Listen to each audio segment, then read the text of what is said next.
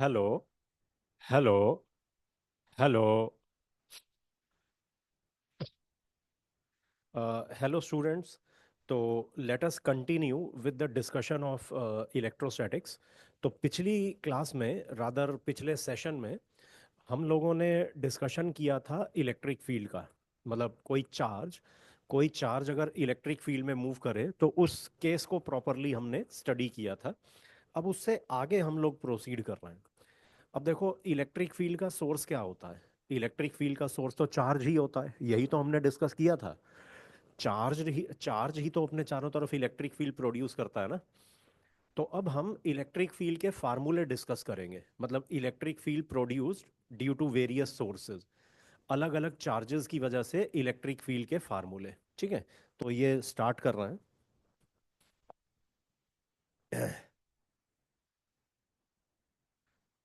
Electric field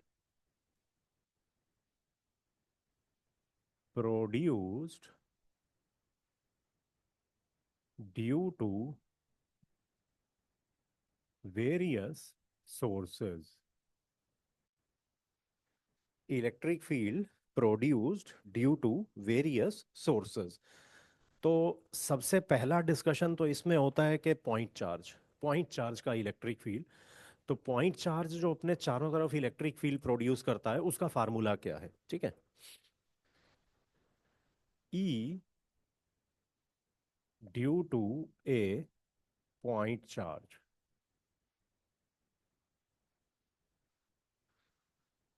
हाँ, तो अब ये कोई पॉइंट चार्ज है क्यू। इसके पास में कोई पॉइंट पी है। पॉइंट पी इस चार्ज से आर डिस्टेंस पर है। ठीक है, तो पॉइंट पी पर हमने इस चार्ज की वजह से इलेक्ट्रिक फील्ड ऑब्टेन करना है। To find E produced at point P due to point charge Q. To find electric field produced at point P due to point charge Q.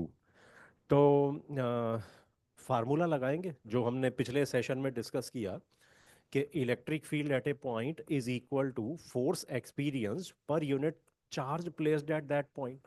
तो मान लो पॉइंट पी पे हमने कोई चार्ज प्लेस किया। Point P को पे कोई टेस्ट चार्ज प्लेस किया है। हाँ, तो at point P electric field तो force experience per unit charge होता है ना। ठीक है, force experience per unit test charge. तो जैसा कि हमने पिछले सेशन में बात की थी, यहाँ पर ये जो Q होता है ना, Q is actually test charge. Q test charge है, मगर यहाँ पे सोर्स चार्ज ही हमने Q ले लिया, क्योंकि नॉर्मली जो चार्ज का सिंबल हम लोग लेते हैं Q लेते हैं ना, तो यहाँ पे वो चार्ज जिसने इलेक्ट्रिक फील्ड क्रिएट किया, सोर्स चार्ज ही हमने Q ले लिया। ठीक है, तो फिर टेस्ट चार्ज को Q1 ले लेते हैं ना, कंफ्यूजन नहीं होगी। तो जिस टेस्ट चार्ज को हम पॉइंट पी पे प्लेस कर रहे हैं, let us say that test charge is Q1। तो यहाँ F अपॉन Q1 हो जाएगा, क्योंकि टेस्ट चार्ज जिसको हम पॉइंट पी पे हमने प्लेस किया वो Q1 है। ठीक है, तो अब F का formula K Q1 Q2 by are square. ये Q1 से Q1 कट जाएगा, ये आ गया KQ/R²।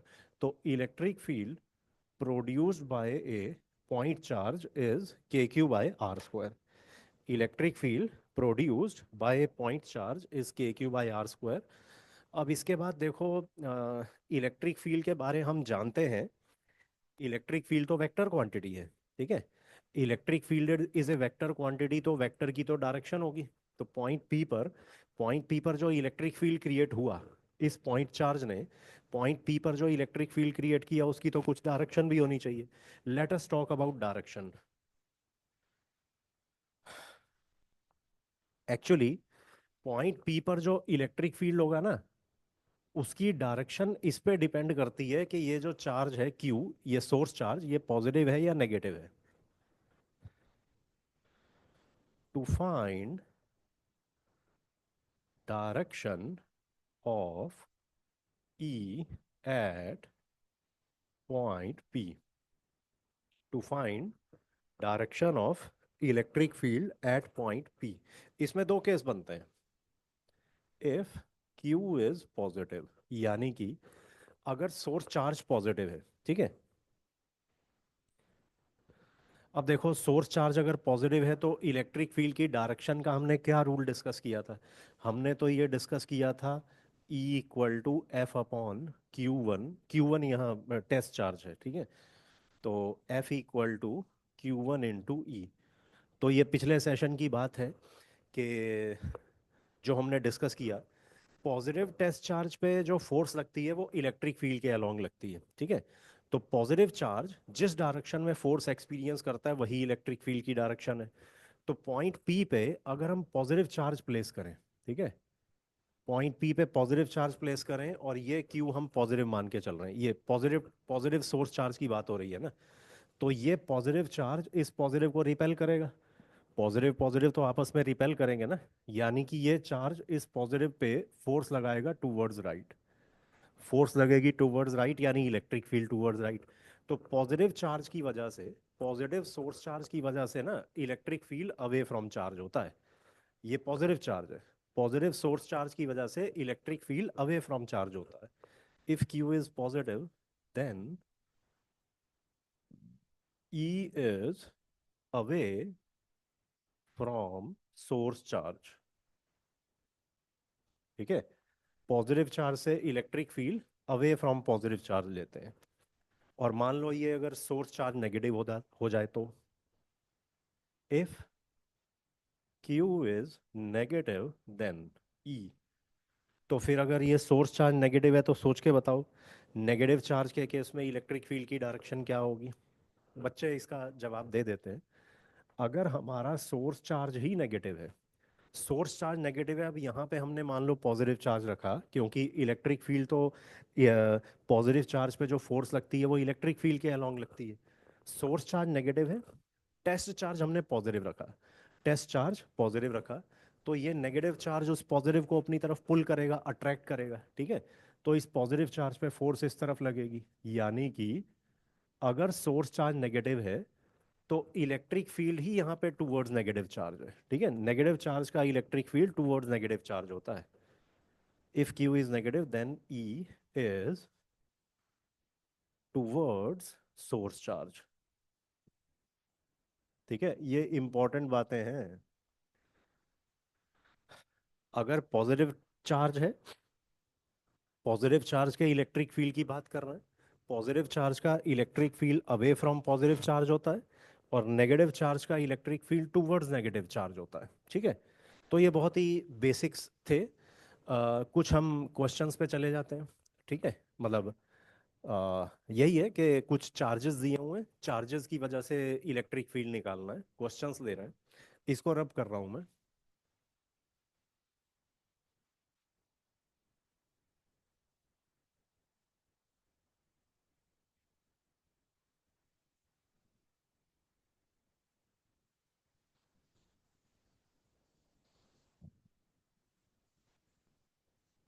हाँ, क्वेश्चन पे जा रहे हैं। एक हम सिस्टम ले रहे हैं जिसके अंदर 6 चार्जेस हैं, एक रेगुलर हेक्सागन है,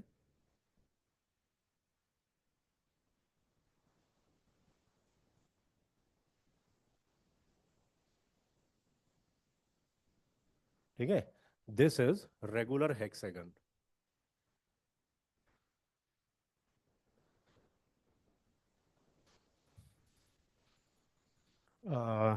तो फिर A B C D E F, सारे कॉर्नर्स पे कुछ चार्जेस रखे हुए हैं। कॉर्नर ए पे चार्ज है +Q, बी पर चार्ज +Q, सी पर चार्ज -Q, ठीक है। फिर डी पे चार्ज है -Q। ये सारे चार्ज सेम नहीं है। कुछ बच्चे क्या करते हैं, सारे चार्ज सेम मान लेते हैं, फटाफट आंसर बोल देते हैं। ऐसा नहीं करना है, क्वेश्चन तो ढंग से पढ़ लो, समझ लो। हाँ, और फिर ई पे चार्ज -Q, एफ पे चार्ज -Q। ये चार्जेस जरा ढंग से देखना है। स्पेशली चार्ज के साइन पे ध्यान देना है, कहाँ कौन सा चार्ज है, कहाँ प्लस है कहाँ माइनस है। हाँ, रेगुलर हेक्सागन की साइड है एल, और हेक्सागन के सेंटर को ओ बोल देते हैं, ओ। तो अगर ये सारे कॉर्नर्स को अगर हम ज्वाइन करें,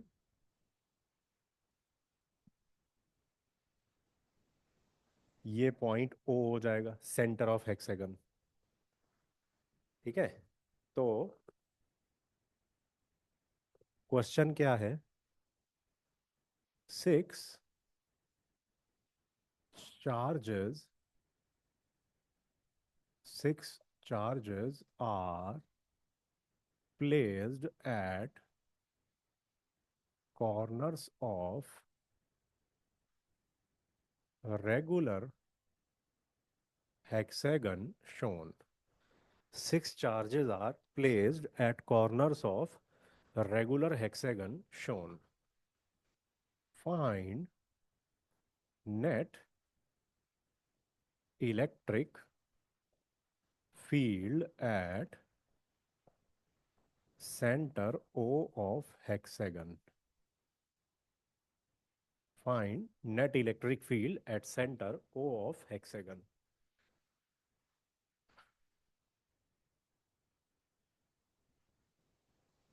हाँ, इसको करो ट्राई। वैसे ऐसा एक मिलता जुलता क्वेश्चन आईआईटी एग्जाम में भी आ रखा है वैसे। हाँ, कुछ सोचो इसके बारे, किस तरीके से होगा।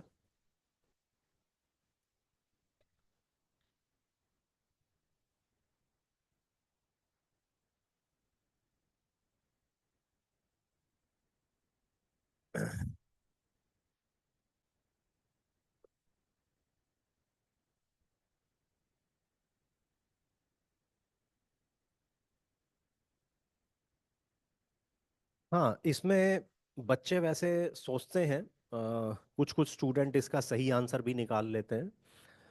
बाकी चलो डिस्कशन शुरू कर रहे हैं। देखो, हमने सेंटर ओ पर नेट इलेक्ट्रिक फील्ड निकालना है। ठीक है।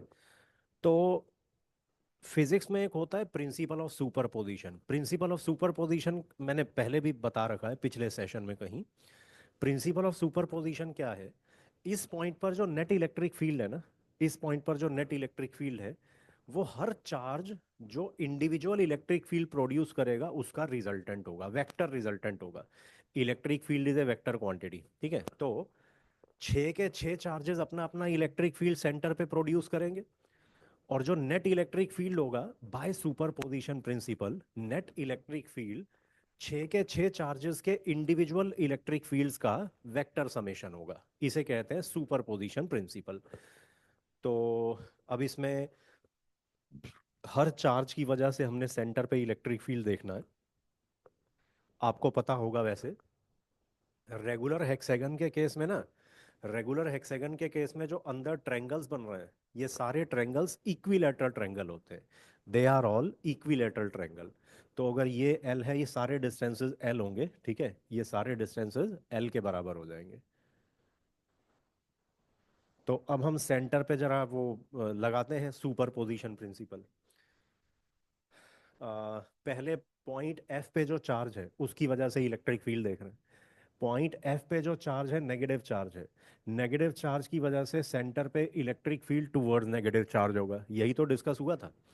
नेगेटिव चार्ज की वजह से electric field towards negative charge होता है, और पॉजिटिव चार्ज का जो इलेक्ट्रिक फील्ड होता है वो अवे फ्रॉम चार्ज होता है। तो इस नेगेटिव चार्ज की वजह से सेंटर पे electric field towards negative charge. अब इसके सामने वाला जो चार्ज है, इसके सामने वाले चार्ज की वजह से भी electric field towards negative charge, क्योंकि ये भी नेगेटिव चार्ज है। तो हमने देखा कि ये आमने सामने वाले चार्जेस का तो इलेक्ट्रिक फील्ड सेंटर पे कैंसिल ही हो गया। आमने सामने वाले चार्जेस का electric field equal and opposite है, कैंसिल हो गया। तभी तो हम ये कर रहे हैं, आमने सामने वाले चार्जेस लो, उसमें कुछ ना कुछ कॉरेस्पॉन्डेंस है, रिजल्ट आ जाएगा। ऐसे थोड़ी कि पहले 6 के 6 वेक्टर बना ली, अब सोच रहे हैं कि रिजल्टेंट क्या आएगा। वो तो मुश्किल पड़ जाएगा। आमने सामने वाले जो चार्जेस है ना, उनके इलेक्ट्रिक फील्ड देखो, फिर रिजल्टेंट ले लो। हाँ, तो आमने सामने वाले चार्जेस का इलेक्ट्रिक फील्ड यहाँ कैंसिल हो गया है। अब देखो चलो, पॉइंट ए पे जो चार्ज है और पॉइंट डी पे जो चार्ज है, इन दोनों को देखते हैं। इस पॉजिटिव चार्ज की वजह से ओ पर electric field away from charge. ठीक है। इस पॉजिटिव चार्ज की वजह से ओ पर electric field away from charge, और इस नेगेटिव की वजह से टूवर्ड्स चार्ज। तो ये तो डबल हो गया ना। इस पॉजिटिव चार्ज की वजह से के Q by L square away from charge, इस नेगेटिव चार्ज की वजह से के Q by L square towards charge. तो ये तो दोनों ऐड होके हम ऐसा कह देते हैं E one is equal to 2 k Q by L square, क्योंकि सेम डायरेक्शन में है ना। तो दोनों ऐड होके फिर ट्वाइस हो जाएगा ना। ठीक है। ऐसे ही अब दो चार्जेस और बचे हैं। ठीक है, हमने इन दो आमने सामने वाले चार्जेस को कंसीडर कर लिया। ये जो दो आमने सामने वाले चार्जेस हैं इनको कंसीडर कर लिया। अब इन दोनों को कर लेते हैं, पॉइंट बी और पॉइंट ई पे जो चार्जेस हैं। पॉइंट बी पे जो चार्ज है, पॉइंट बी पे जो चार्ज है, इस पॉजिटिव चार्ज की वजह से electric field away from positive charge, positive charge की वजह से electric field away from positive charge, और इस नेगेटिव चार्ज की वजह से ओ पर electric field towards negative charge, क्योंकि पॉजिटिव चार्ज का electric field away from charge होता है, नेगेटिव चार्ज का इलेक्ट्रिक फील्ड टुवर्ड्स चार्ज होता है। ठीक है।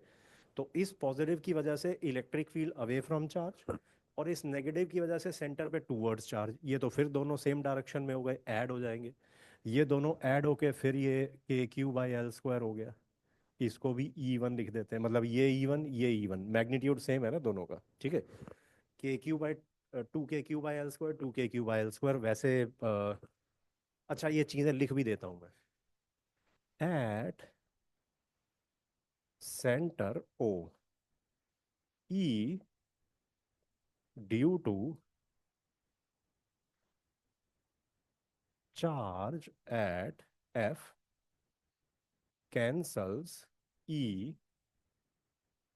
due to charge at C। ठीक है, ये दोनों तो कैंसल हो गए। E due to charge at A adds to E due to charge at D। ठीक है। और फिर अब ऐसे ज्यादा लंबा तो लिखना नहीं है। Similar result for charge at E and B, मतलब ई और बी पे जो चार्ज है उनका भी तो इलेक्ट्रिक फील्ड सेंटर पे ऐड हो गया है। ठीक है, उनका भी इलेक्ट्रिक फील्ड सेंटर पर ऐड हो गया। तो अब देखो, ये एक इलेक्ट्रिक फील्ड ई वन, मतलब ये जो चार्ज, जो दो चार्ज है ना डी और ए पे, उनकी वजह से इलेक्ट्रिक फील्ड ई वन, और जो दो चार्जेस बी और ई पे हैं उनकी वजह से इलेक्ट्रिक फील्ड ई वन। इन दोनों का रिजल्टेंट ले लेंगे, वेक्टर रिजल्टेंट। ये नहीं कि ये ई वन ये ई वन चलो आ गया रिजल्टेंट 2 ई वन, ऐसे थोड़ी होता है। ये दोनों आपस में कुछ एंगल बना रहे हैं ना, दोनों आपस में कुछ एंगल बना रहे हैं, वेक्टर रिजल्टेंट लेंगे। ठीक है। तो फिर वेक्टर रिजल्टेंट तो दोनों वेक्टर्स का मैग्नीट्यूड सेम है, दोनों का मैग्नीट्यूड सेम है, रिजल्टेंट तो एंगल बाइसेक्टर के अलोंग जाएगा। रिजल्टेंट एंगल बाइसेक्टर के अलोंग जाएगा, ई नेट।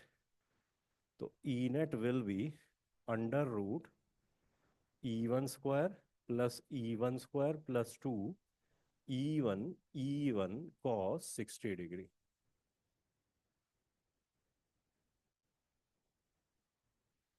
ठीक है, ये वो दो वेक्टर्स का रिजल्टेंट लिखते हैं ना, दो वेक्टर्स का रिजल्टेंट लिखते हैं under root A square plus B square plus 2ab cos theta. ठीक है।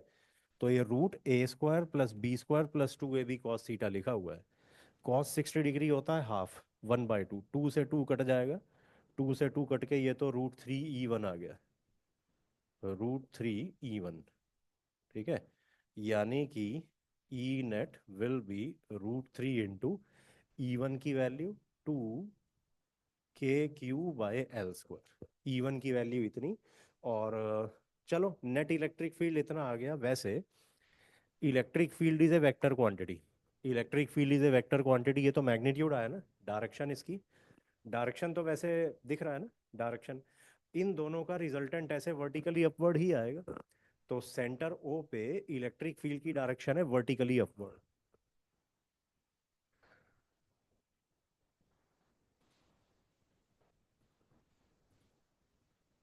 Vertically upward. मतलब इसको हम इस डायरेक्शन को वर्टिकली अपवर्ड बोल दिया। मतलब अगर मान लो ये वाली डायरेक्शन हॉरिजॉन्टल है, ये वाली डायरेक्शन हॉरिजॉन्टल है, तो ये वर्टिकली अपवर्ड हो गया, ठीक है। वर्टिकली अपवर्ड, बस ये इसका आंसर है। Net electric field at centre of hexagon is this much.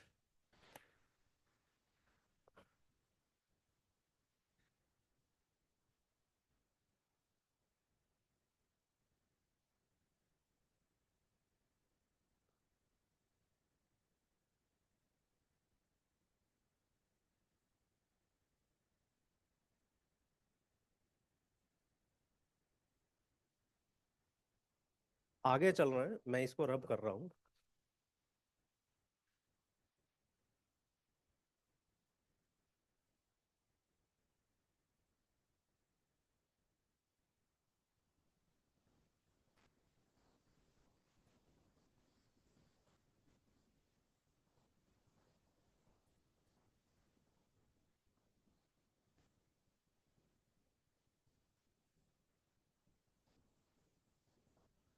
हाँ, तो ये हमने एक केस लिया पॉइंट चार्जेस की वजह से इलेक्ट्रिक फील्ड, पॉइंट चार्ज का इलेक्ट्रिक फील्ड डिस्कस किया, फिर एक ये हेक्सागन का केस ले लिया।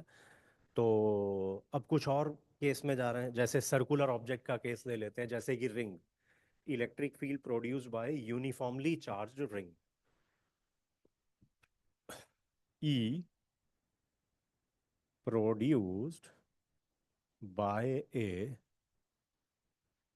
uniformly charged ring. Electric field produced by a uniformly charged ring. Uniformly charge ring मतलब इस पूरी रिंग पे ना चार्ज ऐसे यूनिफॉर्मली लोकेटेड है, ठीक है। तो एक केस ले रहे हैं, ये एक रिंग,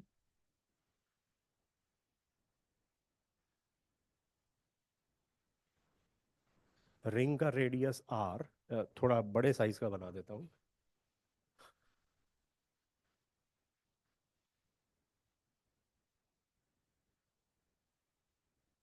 रिंग का रेडियस आर, और इस पे पूरा चार्ज है, ठीक है। Total total charge on the ring is let us से plus Q.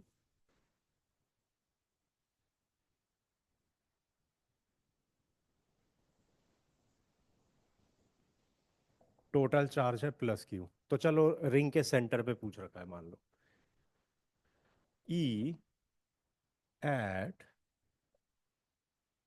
Centre of ring. हाँ, सेंटर ऑफ रिंग पे वैसे कितना होगा, अगर रिंग के सेंटर को सी से डिनोट कर दिया, ठीक है। तो electric field at point C बताओ। रिंग के सेंटर पर इलेक्ट्रिक फील्ड, इसका जवाब बच्चे इजीली कंफर्टेबली दे देते हैं। सेंटर पर इलेक्ट्रिक फील्ड होगा जीरो, और लिख दें इसे सिंपली, इसका रीजन है ये बाय सिमेट्री, सिमेट्री की वजह से है।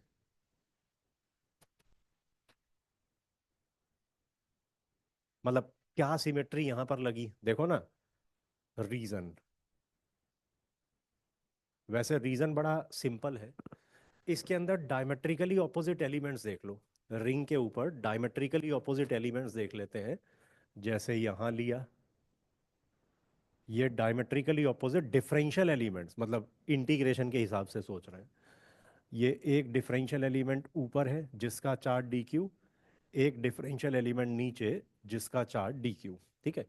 अब यहाँ पे होगा क्या, ये एक्चुअली ये जो दोनों चार्जेस है ना सेंटर पे एक दूसरे के फील्ड को कैंसिल कर देंगे। उसका रीजन ये है, पॉजिटिव चार्ज का इलेक्ट्रिक फील्ड तो अवे फ्रॉम चार्ज होता है, तो इस डी क्यू की वजह से सेंटर पर electric field away from D Q होगा। इस डी क्यू की वजह से सेंटर पर electric field away from D Q, ठीक है। तो इस डी क्यू की वजह से भी अवे फ्रॉम डी क्यू, तो ये बेसिकली ये तो कैंसिल कर गए। और जितने भी डायमेट्रिकली ऑपोजिट एलिमेंट्स हैं, जितने भी डायमेट्रिकली ऑपोजिट एलिमेंट्स हैं, यहाँ ले लिया एक चार्ज डी क्यू, यहाँ ले लिया एक चार्ज डी क्यू, इन दोनों का भी फील्ड सेंटर पे कैंसिल हो रहा है, क्योंकि इस डी क्यू की वजह से अवे फ्रॉम डी क्यू, तो इस डी क्यू की वजह से अवे फ्रॉम डी क्यू, सब पेयर बना के कैंसिल हो रहा है, ठीक है। तो diametrically opposite elements cancel out each others effect, that's why net electric field at centre is zero. तो diametrically diametrically opposite elements cancel each other's effect at center, hence giving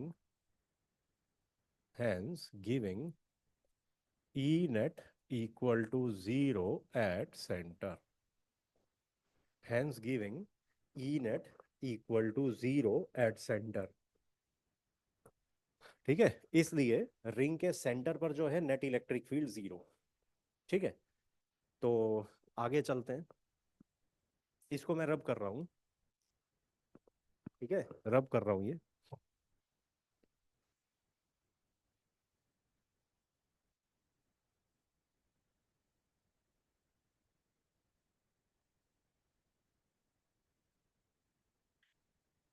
एक क्वेश्चन कर लेते हैं इस पे, मतलब रिंग के centre पर इलेक्ट्रिक फील्ड क्यों जीरो हो गया? क्योंकि चारों तरफ से इलेक्ट्रिक फील्ड एक दूसरे को कैंसिल करे जा रहा है, डायमेट्रिकली ऑपोजिट जो है एक दूसरे को कैंसिल कर रहे हैं।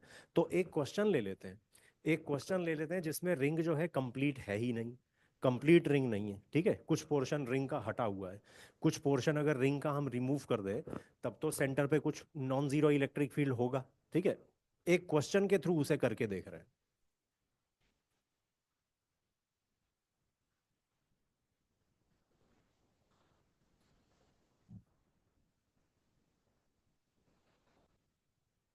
हाँ, ये एक क्वेश्चन है, मान लो एक हाफ रिंग का एग्जांपल ले रहे हैं।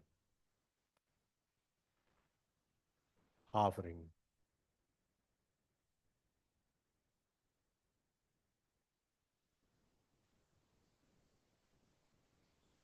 हाफ रिंग है,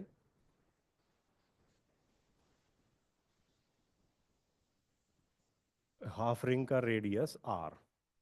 ठीक है, यूनिफॉर्मली चार्ज है ये, इस पे ऐसे पूरा पॉजिटिव चार्ज है। लेट अस से total positive charges plus Q. ठीक है, क्वेश्चन लिख रहा हूं मैं। Consider a uniformly charge half ring having total charge Q distributed distributed uniformly over it, full stop, find E net at center C of half ring। हाँ, ये centre ये है, सेंटर सी। ठीक है, इस पे नेट इलेक्ट्रिक फील्ड पूछा हुआ है। वैसे ये क्वेश्चन आईआईटी मेंस में आया हुआ है, आईआईटी मेंस का पूछा हुआ क्वेश्चन है ये। ठीक है, हाँ सोचो थोड़ा इसके बारे में किस तरीके से करेंगे।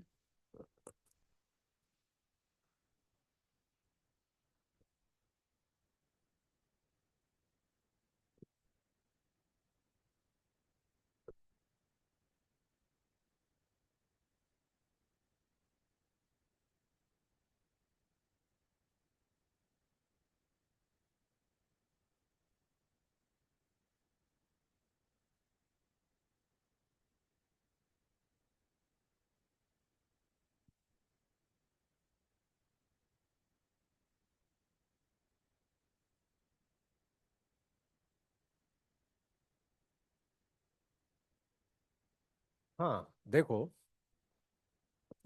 पॉइंट चार्ज का इलेक्ट्रिक फील्ड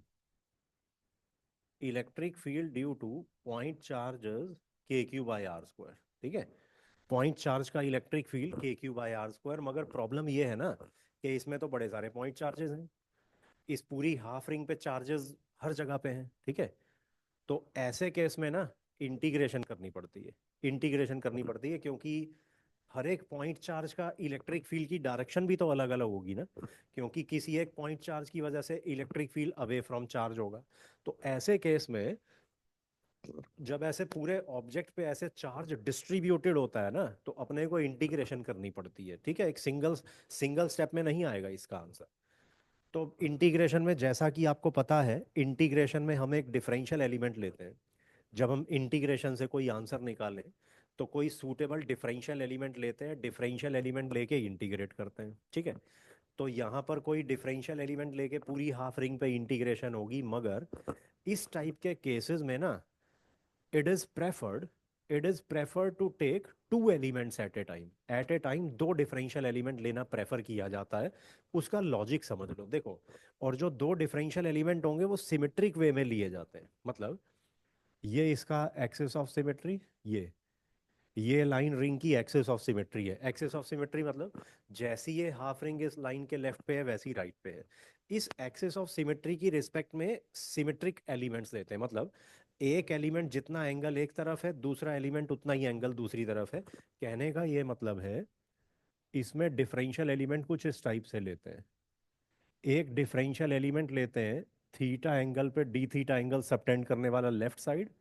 तो एक डिफरेंशियल एलिमेंट लेंगे थीटा पे डी थीटा एंगल सबटेंड करने वाला राइट साइड। और डिफरेंशियल एलिमेंट्स ऐसे, ये डिफरेंशियल एलिमेंट है, ये डिफरेंशियल एलिमेंट जिसका चार्ज डी क्यू। इधर ये भी एक डिफरेंशियल एलिमेंट जिसका charge D Q. Total charge question में दिया है क्यू पूरी हाफ रिंग पे। हाँ, तो in such case we take two differential elements at a time and integrate.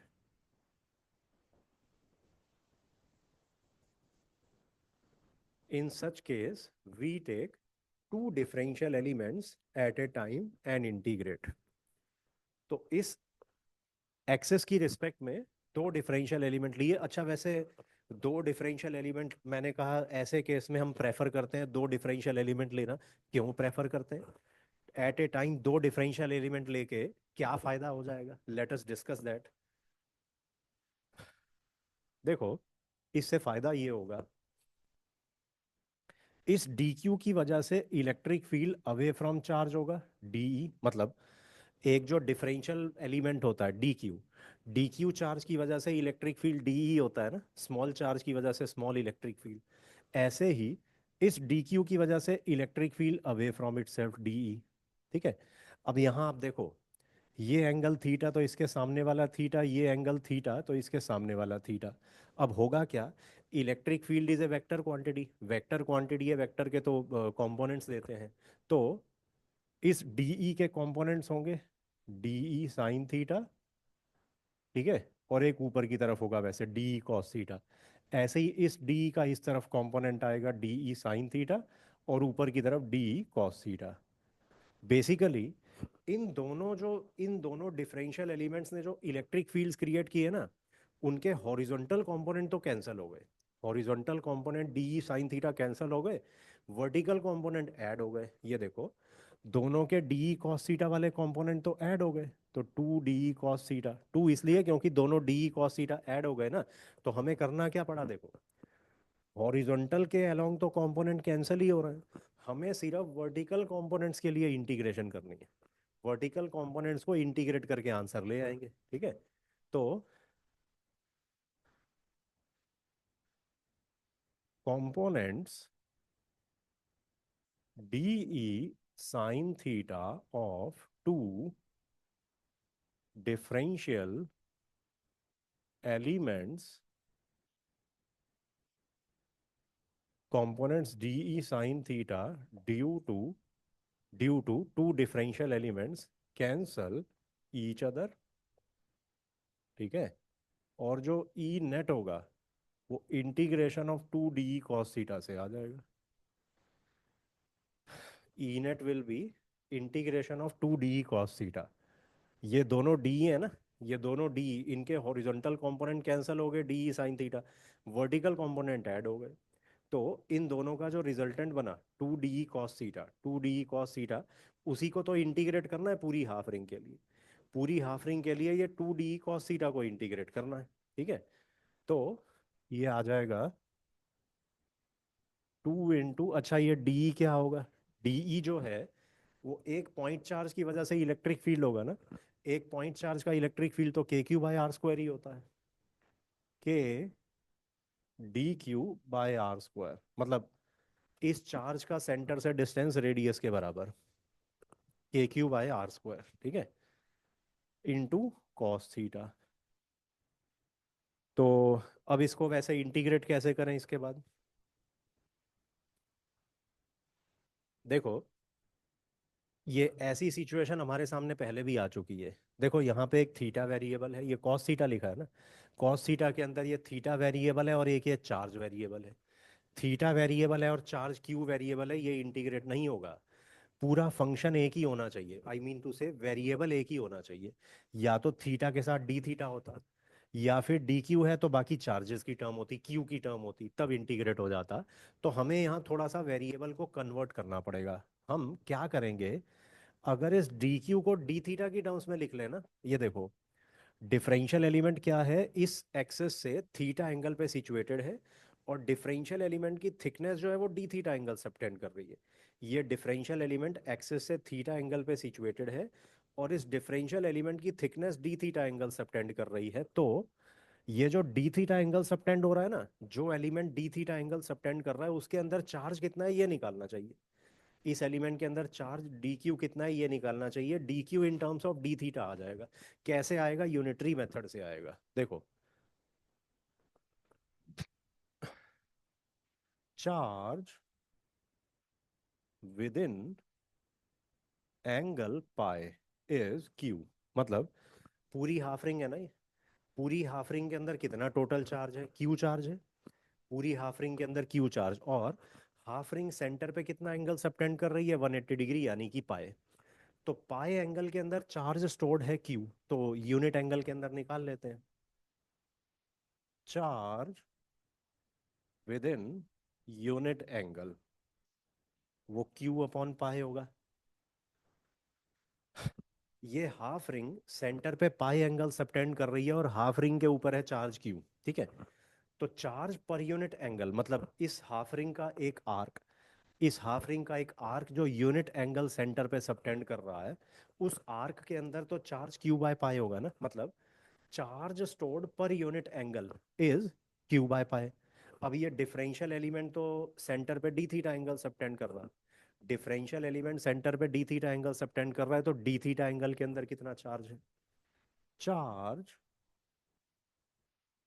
With in angle d theta, Q by pi into d theta, और यही तो डी क्यू है, यही डी क्यू है, ठीक है, is equal to d q. इसी को तो हमने डी क्यू ले रखा है, d q is charge present inside angle d theta, ठीक है। तो डी क्यू की वैल्यू आ गई q by pi into d theta, ये सब्सटीट्यूट कर देंगे। देखो कांस्टेंट टर्म्स तो बाहर लिख ली हैं, कांस्टेंट तो इंटीग्रेशन से बाहर आ जाते हैं ना। डी क्यू की value Q by pi into d theta into cos theta, और जो फर्दर कांस्टेंट है वो बाहर लिख लेते हैं, two k q by pi r square, integration तो सिर्फ ये बचा कॉस थीटा डी थीटा। हम लोगों ने इंटीग्रेशन तो सिर्फ कॉस थीटा डी थीटा का करना। तो अब ये बताओ, हमने इंटीग्रेशन में पूरी हाफ रिंग कवर करनी है, पूरी हाफ रिंग कवर करनी है, ये थीटा की लिमिट क्या होगी पूरी हाफ रिंग के लिए, थीटा की, मतलब इंटीग्रेशन में थीटा की क्या लिमिट होगी, बताओ।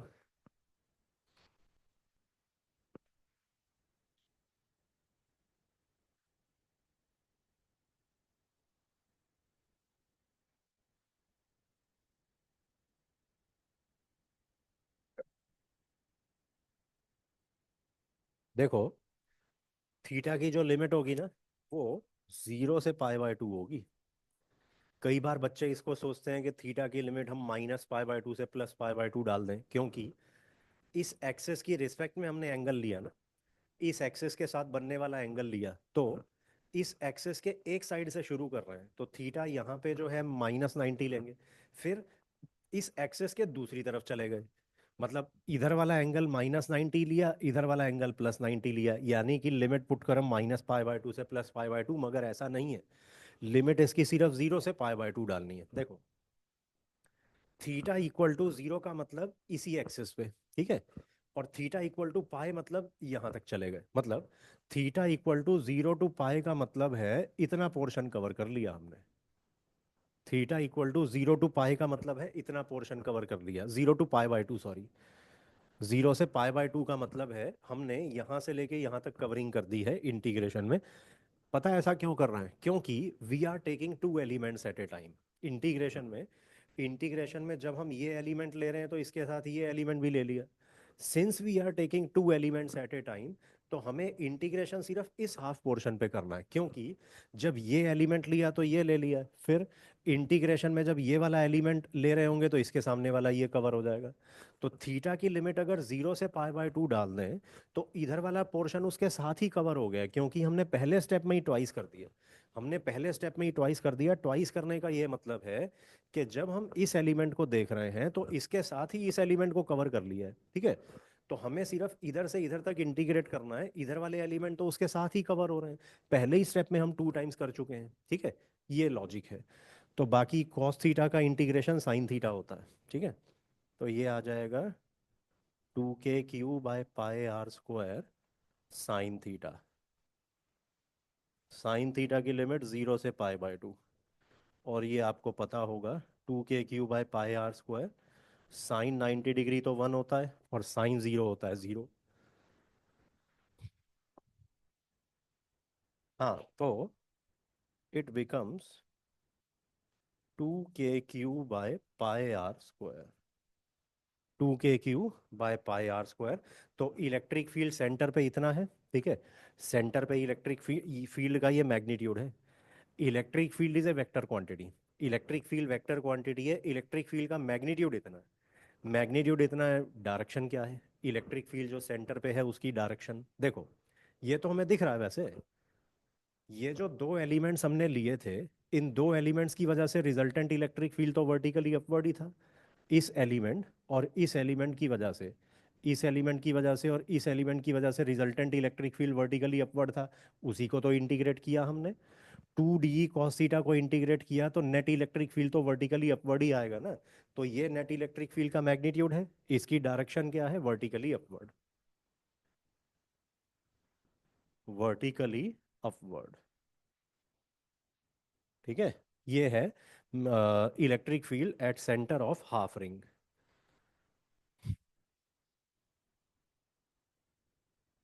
हाँ, तो यहाँ हमने कुछ सोर्स चार्जेस की वजह से इलेक्ट्रिक फील्ड का डिस्कशन किया। पॉइंट चार्ज का कर लिया, रिंग का, हाफ रिंग का कर लिया। अभी और मैं आगे कुछ टॉपिक सिलेक्ट करूंगा जिस पे फर्दर वीडियोस आपको अवेलेबल होंगी टाइम के साथ, ठीक है। Okay, have a nice day all of you. Okay, bye.